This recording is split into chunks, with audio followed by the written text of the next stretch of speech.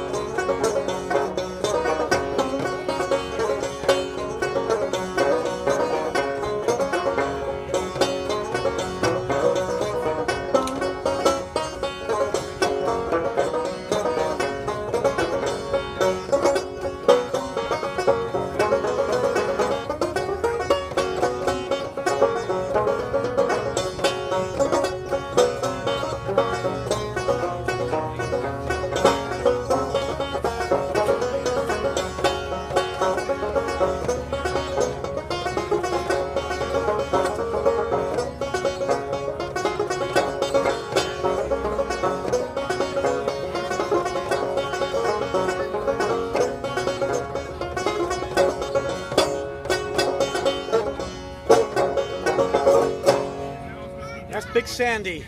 How big is it? It's a pretty big river. It's where is it? Kentucky. Yeah. One of the main Kentucky bluegrass water thoroughfares. I'd like to talk a bit about something that we haven't talked about in this series yet, about street performing itself.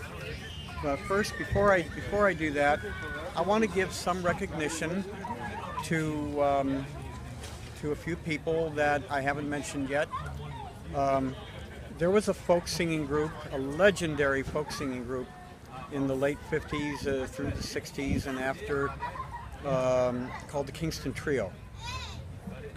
And I was a big fan of the trio in my childhood. After the Weavers basically introduced me not only to folk music but to music. And the Kingston Trio came next. Then we had the Limelighters, and I love the Limelighters. Oh, the Limelighters are great.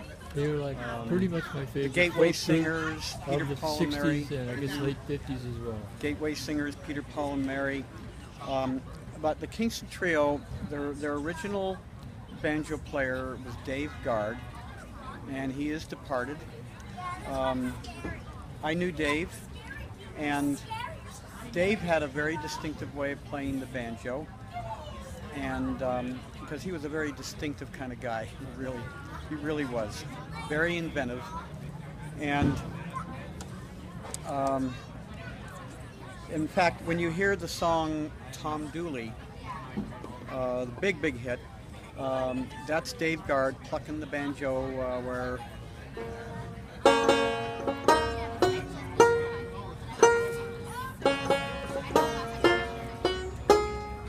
Tom Dooley doing that little banjo stuff, being into it. So I just want to give some recognition to Dave Guard. He walked into the music studio where I was teaching banjo students, Draper's Music in Palo Alto, California. He walked in the store one day and came in the back, and I said, Dave, you know that song that the Kingston Trio did called Frankie and Johnny? Well, they called it You're Gonna Miss Me, but it's the legendary folk song Frankie and Johnny. Frankie and Johnny were sweethearts. And he does some amazing banjo work in there. The trio had an amazing version of Frankie and Johnny in that song. It was on their 9th LP, Going Places. I said, Dave, would you just show me that riff that you use? Would you call it a bluegrass rendition of that song? A little bit, but not really. It was more just very rousing, folksy. And I said, Dave, would you show me what's what's that? I can't figure out that that lick of that whatever you do when you're playing the banjo, and Frankie and Johnny, and he tried to show me. He said, "Well, it's something goes something like."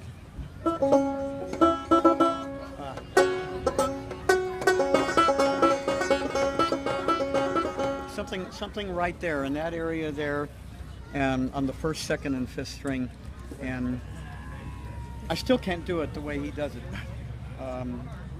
That was just being able to talk to him about that meant a lot. And then when Dave Guard left the Kingston Trio and John Stewart replaced Dave as the banjo player in the Kingston Trio, it gave them a little bit of different sound, quite a bit of different sound, but it was still the Kingston Trio every which way. You can listen to John Stewart and his approach to folk banjo playing, and you can hear that there was a difference between the way he did it and the way Dave Guard did it. I've never really known what the difference between the two is. I've heard people discuss it. John Stewart did a lot of recording, solo recording also. Guitar, he's a very outstanding guitar player, and he's departed, by the way, also. I had a chance to meet John briefly when I was playing at Venice Beach, street performing, and it was in the early 90s, and a tall guy walks toward me, smiling, with $1 in his hand to put in my case, and I said, "John Stewart," and he got pretty good, you know, that he was recognized. But there is a book that discusses these things. It discusses the distinctive styles of Dave Guard and John Stewart. And I can't remember the name of the book, but Dave Guard's daughter, who's a friend of mine, Catherine Guard, gave me a copy of that book as a gift. And unfortunately, my home, where I was living at the time, in 2007, had a fire. And thank God I didn't have too many records there in the house. I lost a banjo in that fire, my wooden banjo, but that book got destroyed. That was one of the casualties. And eventually I'll get another one on eBay somewhere. There weren't too many made of it. But that book really got into a lot of details about how Dave Guard played the banjo, how John Stewart played the banjo, their renditions of certain things. So I just wanted to give some recognition to those two gentlemen. I also want to give recognition to what I would consider the top female contributors to bluegrass music, Hazel and Alice. Hazel Dickens and Alice Foster. And Hazel Dickens was from West Virginia, coal mining country. Her whole background and her family was all about coal mining. And boy, could she sing bluegrass with a penetrating voice. And her partner was Alice Foster, who was classical music trained, like I was. You know, I was brought up on classical. I took classical piano from age 7 to 12. Well, Alice Foster, who joined Hazel Dickens, and they became the legendary Hazel and Alice. Alice was classically trained, and yet she became, like I did, Alice became a bluegrass entertainer with Hazel and Alice. So I wanted to just make, Hazel Dickens passed away. I think Alice is still living, but Hazel passed away a few years ago, a couple years ago, I think. And they did a great rendition of that song that you have of me from my TV appearance on the Fogtown program, Walking in My Sleep. Walking in my sleep, babe, walking in my sleep. Up and down the Dixie line, walking in my sleep. Well, they did a really good version of that. David Grisman, legendary mandolin player, David Grisman, he's now in his 70s. Did a lot of playing with Jerry Garcia, my instructor. David played banjo with Hazel and Alice. No, I'm a banjo, what am I saying, mandolin. The banjo player was Lamar Greer, who was actually a bluegrass boy with Bill Monroe and his Bluegrass Boys in the middle 60s. But that's about the time that Hazel and Alice made one of their early recordings, which has become quite scarce. That particular recording. They did a lot of recordings on folkways, and they're a little easier to find. But I got all of those records, and boy are they good. Boy are they good. Make your hair stand on end. So, and I might as well make a mention, if I haven't already, in one of these interviews, of Rose Maddox. Rose Maddox was a country singer who did bluegrass also, and she was born in Alabama, who basically spent a lot of her life in Oregon, and she got very friendly with Vern from Vern and Ray, and did some recording with Vern Williams from the legendary duo Vern and Ray, who I've talked about, and Vern's son Delbert Williams. They have recordings out there, so bluegrass fans and collectors, keep an eye. No, not Cabin on the Mountain. That was before. Vern and Ray, then. Yeah. They did Cabin on the Mountain. They did Cabin on the Mountain. That's right. Vern and Ray. But Rose. My memory here. Rose did some recording with Vern and Delbert. Keith Little, who's a legendary California banjo picker. I've known him since he was in his teens. And so there's some more people I want to give recognition to. Now, I've made my living as a street musician now for 34 years. That's half of my life. I'm 68. For the last 34 years of my life, I have made my living entertaining at farmers markets, post offices, some food stores, any jobs I get picked up to do parties, birthdays, and office parties, Christmas parties, baby showers, you name it.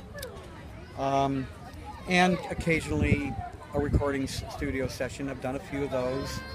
I soundtracked one movie for sure, a couple commercials, a couple industrial films, 2 or 3 of those. I got my start as a street performer in Westwood, California, home to UCLA, when they were allowing that. They don't have that anymore, but for a while they had street performers all up and down those streets that are close to the campus. What year was that? 1983. 83. Mm-hmm.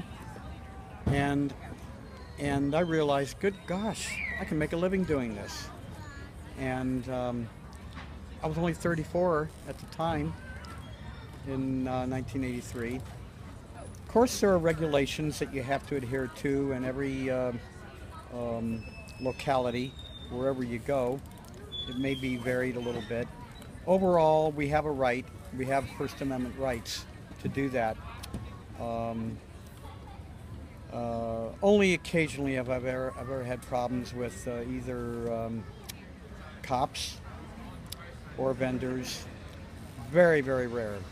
And anyone that street performed, as long as I have, will have the experience of having $1 or more thefted out of their case. That's very rare also.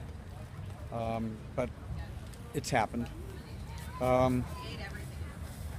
So anyway, what can I say about street performing? There is a trick to it. I will mention that my approach to bluegrass, even though I'm a very hardcore, solid bluegrass partisan, I'm open and loose enough to the point that I can say that my performances are very G-rated. You know what I mean by G-rated? They appeal to the general crowd. And the reason is, I don't razzle-dazzle them with a bunch of hot licks that don't mean anything. I mean, fellow bluegrass musicians would probably pay attention, as I would. If I saw someone doing it, I would be looking to see what their arrangement is. For example, Big Sandy River that I just played for you, my own banjo arrangement of Big Sandy River.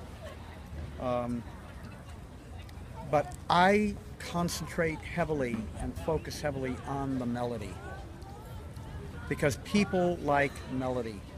Melody is something that they can walk away from when they're ready to move on and sing or hum the tune. That's what sticks in the mind. That's what registers, is melody. And when you have a lot, and I will say this for any kind of music, if you can't pick out the melody, then what good is it? The number one building block of any music, of course, is rhythm. It all starts with rhythm. You can have nothing but drums and castanets and cha-cha stuff, shake them, and if you're in rhythm, you're going to have some music there. But the second building block of what makes music is melody.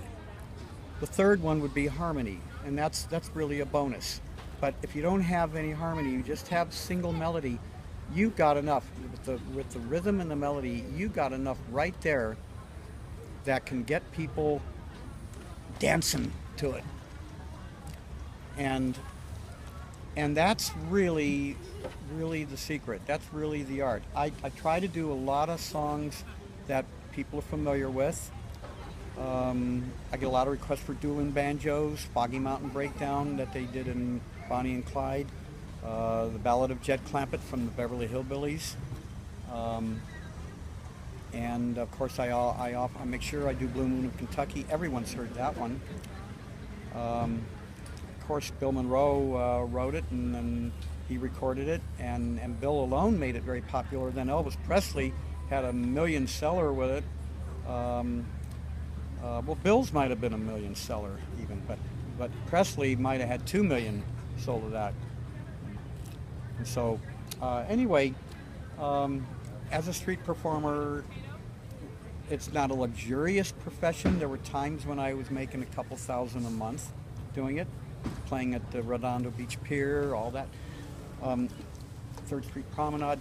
But one thing about street performing is you know that you're going to walk away with some cash, and you're going to get the next bill paid, and if nothing else, if you're broke, you're going to eat your next meal. Never miss a meal. I have never missed a meal in my life. So what I could do right now, maybe I'd like to close with a song that was done by Bill Clifton and his Dixie Mountain Boys, a song called Whitewash Chimney. Can we get that in? I'd like to get this one in because when I was in Bean Blossom in 1972, one night that we jammed till the wee hours of the morning, we jammed on that song. And Bill, if you're listening to this, Bill is 85, he's still around. We did your song, Whitewash Chimney, over and over and over, and everyone was saying, God, that song just grows on you, doesn't it? And boy, was it fun. I'll never forget that. Whitewash Chimney. Little whitewash chimney. Where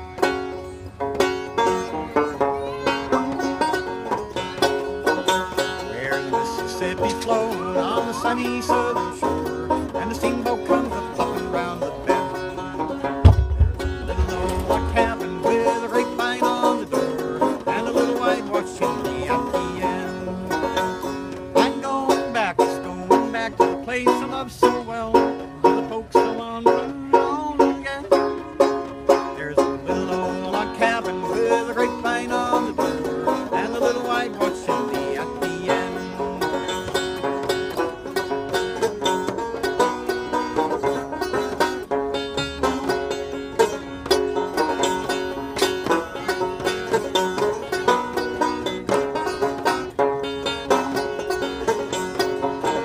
Well, went away up north where they told me I would find honey hanging around like apples on a tree.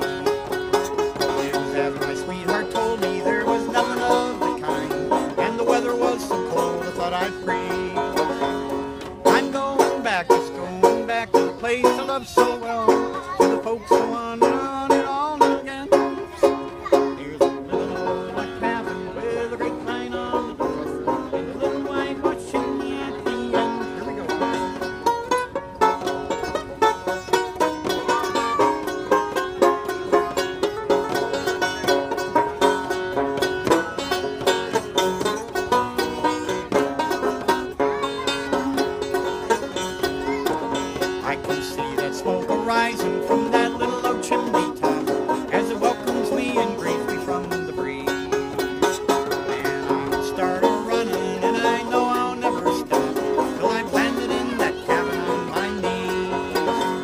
I'm going back to the place I love so well, to the folks who want to home and home again. There's a little old log cabin with a grapevine on the door, and a little white chimney at the end.